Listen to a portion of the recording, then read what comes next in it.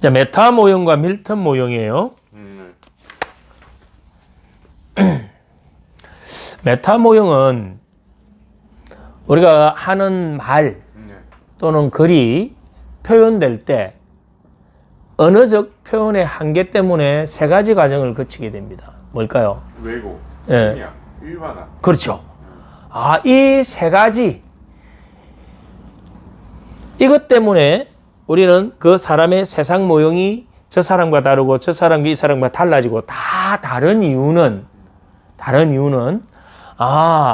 생략, 왜곡, 일반화 되는데 이것이 뭐 되어 있다? 주관적이고 자기 중심적이고 편향적으로 되어 있다.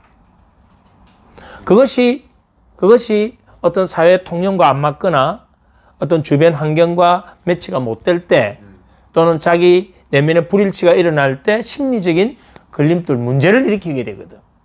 그렇다면 우리는 이 생략, 왜곡, 일반화가 어떻게 일어나는지에 대한 부분, 그걸 설명할 수 있는 언어적 도구, 이걸 뭐냐면 메타 모형 또는 메타 화법이라고 합니다. 메타 모형에는 두 가지가 있어요. 하나는 메타 모형 위반이 있고 메타 모형 도전이 있습니다. 그럼 이 위반과 도전은 뭐냐면 우리가 사용하는 이 언어는 표현의 한계 때문에 생략, 왜곡, 일반화할 수밖에 없다. 그래서 우리의 마음 깊은 곳에 있는 이걸 심층 구조라 그래요.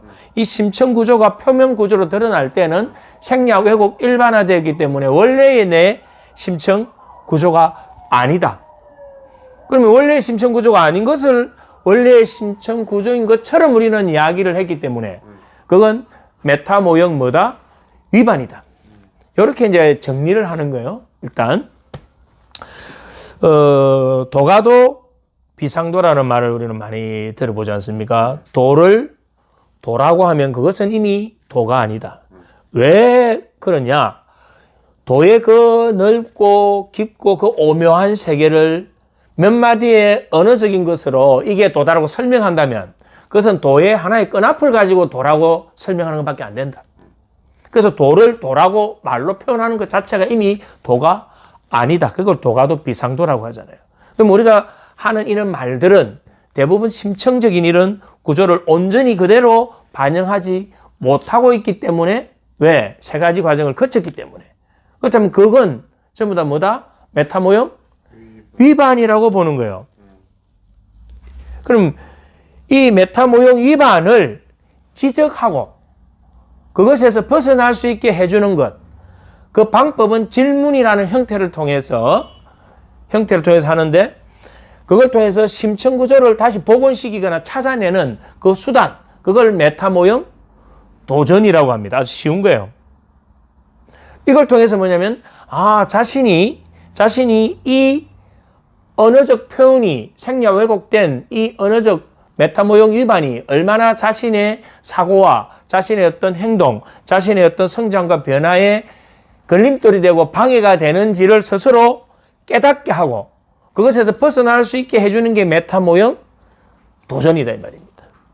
자, 그럼 위반과 도전에 대한 개념이 이제 딱 정리가 되어 있죠. 메타 모형은 무엇이고 무엇이 위반이고 도전이다. 거기에 대한 부분을 이제 하나씩 나중에 실습을 들어갈 겁니다. 일단 이 개념을 잡았어요. 그럼 메타 모형과 반대되는 개념. 자, 메타 모형은 그러면 앞에서 우리가 배운 생각의 위계로 본다면 이건 뭘까요? 청팅 업일까요? 다운일까요? 메타 모형은. 생략, 왜곡, 이건 업. 시킨 걸 복원시키는 건데? 찾아가는 건데? 다운이죠. 그와 반대되는 개념이 밀턴 모형이에요. 밀턴 모형은 의도적으로 모호하고 추상적으로 표현하는 겁니다. 결국 의도적으로 뭐 시킨다? 생략, 왜곡, 일반화 시켜버리는 거예요. 그렇게 하면서 좀 더 포괄적이고 임의적인 해석이 가능하도록. 그러면 이 포괄적이고 임의적인 해석이 가능하다는 것은 상대방이 그러한 말을 듣게 되면 어떤 상태에 빠지냐면 트랜스 상태에 빠진다. 그래서 이 밀턴 모형, 밀턴 화법을 최면 화법이라고 부르는 이유예요. 그래서 이건 뭐 어떤 문장으로 이루어지냐면 생략, 왜곡, 일반화된 문장으로 이루어진다. 자, 그 뒤에 페이지를 한번 보세요. 자, 우리의 심층 구조는 원래는 구체적인 생각이라는 걸 가지고 표현하려고 하는 거예요. 예를 들어서 자, 이 구체적인 생각이 일반화되면서 구체적인 게 빠져버리고 뭘로 변해버렸나요? 생각으로 변한 거예요. 이 생각이 왜곡되면서 생강으로 변해버린 거예요. 이 생각이 다시 생략되면서 세강으로 변해버린 거예요. 그래서 이 밑에 심층 구조가 표면 구조로 표현될 때는 구체적인 생각이 뭐로 표현되어 버렸나요? 세강으로 표현되어 버렸다. 우리는 이러한 표현을 나도 모르게 사용하고 있다. 또 의도적으로 이걸 사용할 수도 있다. 자, 그럼 왼쪽으로 한번 보죠. 왼쪽. 우리가 받아들이는 모든 정보는 이거 저번에 그 의사소통 모형에서 한번 수업을 제가 설명을 드렸는데 수많은 정보들이 뇌에 들어와요. 필터. 네. 그렇죠? 네. 그 많은 정보들이 필터링 거친다. 그 필터링은 생략, 왜곡, 일반화되기 때문에 이건 온전한 것이 들어오지 않는다. 그러면 이것이 우리가 경험할 때는, 감각적 경험할 때는 또 어떻게 하느냐? 결국 뭐 이것도 표현을 할 때, 내 안에 들어온 거를 밖으로 표현할 때 이것도 마찬가지로 생략, 왜곡, 일반화를 거친다. 그래서 이 언어적 표현의 한계를 가지기 때문에 내가 원래 받아들인 것도 제대로 안 받아들였지만 온전히 못 받아들이지만 내가 표현하는 것도 말도 결국은 생략, 왜곡, 일반화될 수밖에 없다. 예를 들면 이제 전체 그림으로 보면 이해가 아주 쉽게 나와지죠. 자, 그렇게 해서 이제 131페이지로 한번 넘어가 볼게요. 자, 이제 생략, 왜곡, 일반화. 먼저 왜곡을 볼게요. 왜곡에는 마음 읽기, 수행자 상실, 복문 등식, 인과관계, 기본 과정 총 5가지가 있습니다. 마음 읽기, 수행자 상실, 인과관계, 복문 등식, 기본 과정 아까 앞에서 한번 터치했었죠. 자, 그러면 요 5가지는 뭐에 해당된다? 왜곡에 해당된다. 왜곡이라는 것은 실제로 그것이 아닌데 그것으로 우리는 착각하는 거예요. 왜곡된 거죠. 그게 의도적이었던 어쨌든. 자, 그러면 먼저 우리는 2가지를 한다 했잖아요. 메타 모형 위반이 있고 메타 모형 도전이 있다 그랬죠. 그러면 이렇게 보죠. 왜곡에서 첫 번째 마음 읽기를 이제 한번 들어가 볼 거예요. 마음 읽기. 타인의 내적 상태를 짐작하여 그것이 마치 사실인 것처럼 말하는 걸 마음 읽기라고 합니다. 마음 읽기. 당신은 나를 좋아하지 않군요. 이 당신은 나를 좋아하지 않군요가 메타 모형 뭐예요? 위반된 거다 이 말입니다. 내가 여기에 대해서 대응을 못하면 어떻게 될까요? 실제로 좋아하지 않는 것으로 결정되어 버리는 거예요. 우리는 대부분 이 메타 모형 위반에 쏘가 넘어가고 당합니다. 그러나 이걸 우리가 공부를 하게 되면 토론을 하거나 어떤 세미나에 참석하거나 어떤 대화를 하거나 또 우리가 살아가면서 어떤 이런 관계 속에서 내가 손해보거나 내가 쏘가 넘어가거나 내가 당하는 그런 일은 많이 없습니다. 거꾸로 이야기하면 이걸 배우게 된다면 내가 다운을 하니까 실체적인 부분에 더 접근 들어갈 수 있다. 아주 도움이 많이 되는 내용들이에요. 근데 이걸 배울 때 처음에 잘못 배우는 사람이 이걸 마치 또 다른 사람들하고 다투는, 논쟁하는 걸로 또 배우는데 논쟁하기 정말 좋죠, 이걸 배워놓으면. 근데 논쟁에 쓰는 게 아니고 이건 생략, 왜곡, 일반화된 것을 뭐 한다? 찾아내거나 복원시키는 것. 그것으로 인해서 나와 상대방의 긍정적인 변화와 성장을 읽어내는 게 목적이에요. 자, 그렇다면 당신은 나를 좋아하지 않군요. 자, 저한테 이제 이걸 한번 읽어보세요. 당신은 나를 좋아하지 않군요. 당신은 나를 좋아하지 않군요. 이게 뭐라고 했죠? 메타 모형 위반에 대해서 내가 이제 도전을. 자, 잘 들어보세요. 당신은 어떻게 해서 내가 당신을 좋아하지 않는다고 생각합니까? 대답을 해보세요. 대답하기가 쉽나요? 갑자기 말문이 탁 막히는 느낌이 오거든. 왜 그럴까요? 이게 당신은 나를 좋아하지 않군요는 본인의 주관적인 거예요. 자기가 편향된 거예요. 그건 뭐냐면 생략 왜곡 일반화된 거다 이 말입니다. 그걸 막연하게 그 느낌으로 자기가 표현을 했는데 갑자기 당신은 어떻게 해서 내가 어떻게 해서라는 거는 뭘까요? 구체적으로 근거를 대라 이 말이에요. 좋아하지 않는다고 생각합니까? 대답을 쉽게 못하죠. 그러면 내가 도전을 해서 그 위반을 뭐 한 건가요? 깬 거예요. 자, 두 번째 문장으로 들어가 볼게요. 두 번째. 첫 번째가 마음 읽기였어요. 마음 읽기는 아까 뭐라 했나요? 타인의 내적 상태를 내가 뭐 한다? 짐작했어. 짐작해서 그것이 마치 사실인 것처럼 말하는 것. 그게 마음 읽기예요. 그 수행자 상실이라는 건 뭐냐면 어떤 가치 판단을 하는 데 있어서 그 판단자가 누구인지를 뭐 빼버렸다. 생략해버렸다. 예를 들어서 이런 거예요. 그건 참 좋은 일이에요. 누가 결정한 거예요? 좋은 일을. 그렇게 해야 되는 거예요. 이렇게 말을 하잖아. 그렇게 해야 된다는 건 누구의 판단인데. 근데 우리는 그러한 말들의 대부분 그건 참 좋은 일이에요. 그렇게 해야 돼요. 이 말에 대부분 쏘가 넘어가 버린다 이 말입니다. 근데 이거를 이제 해볼 거예요. 수행자 상실을. 수행자 상실이 아까 뭐라 했나요? 가치 판단을 할 경우에 판단자가 누군지 명확하게 하지 않는 채 일반화식인 것이다. 일반화. 자, 해보세요. 그런 행동을 하는 것은 옳지 않아요. 옳지 않다는 것은 누구의 말입니까? 누구의 말에 근거해서 그렇게 말하는 겁니까? 그리고 옳지 않다는 것을 어떻게 알지요? 우리가 토론을 할 때 이런 메타 모형 도전을 계속 하잖아요. 그럼 상대방이 그러한 디펜스 된 게 없으면 이렇게 더듬거려 버리죠. 그건 이렇게 더듬거려 버린다 이 말입니다. 만약에 이제 내담자가 이러한 메타 모형 위반을 계속 하고 있다면 우리는 뭘 해줘야 되나요? 메타 모형 도전을 통해서 그 위반된 부정적 신념을 깨 나가야 되는 거죠. 그래서 오늘 상담할 때 아주 바로 쓰는 그런 다 기법들이에요. 자, 다음 인과관계로 갑니다. 인과관계 아까 뭐라 했죠? A로 인해서 B가 생겼다. 그러니까 분명한 근거도 없이 두 가지 별개의 사실을 인과관계로 설명하는 것. A로 인해서 B가 생겼단 말이거든요. 한번 해보세요. 당신 때문에 화가 나 죽겠어요.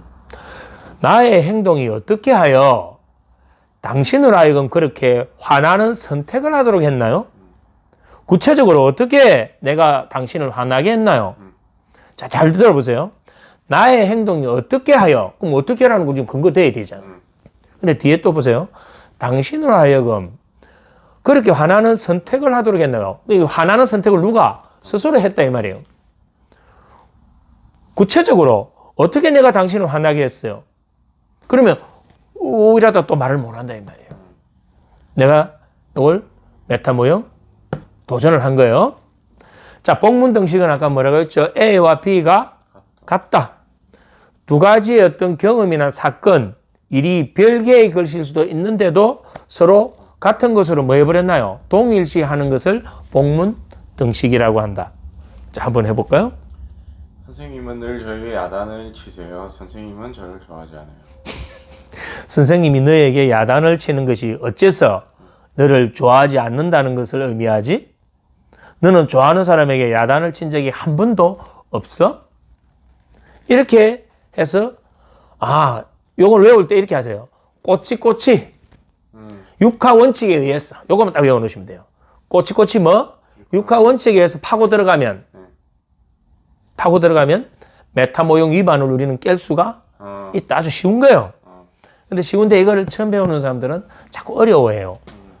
왜냐면 이거 우리나라 사람들은 특히 이 메타 모형 도전하는 것을 결례로 생각하고 상대방에 대한 공격이라 생각하는데 이건 공격이나 결례가 아니에요. 당연히 내가 그런 부분을 주장해야 되고 이건 나로서 당당히 사람과의 관계에서는 저 사람의 경계와 나의 경계로서 만나야 되는데 내가 건강하지 못할 때, 내 경계가 무너졌을 때 내가 아닌 거 알면서도 그냥 끌려가는 그런 속박되는 그런 신세가 될 수도 있단 말이에요. 이런 걸 모르면.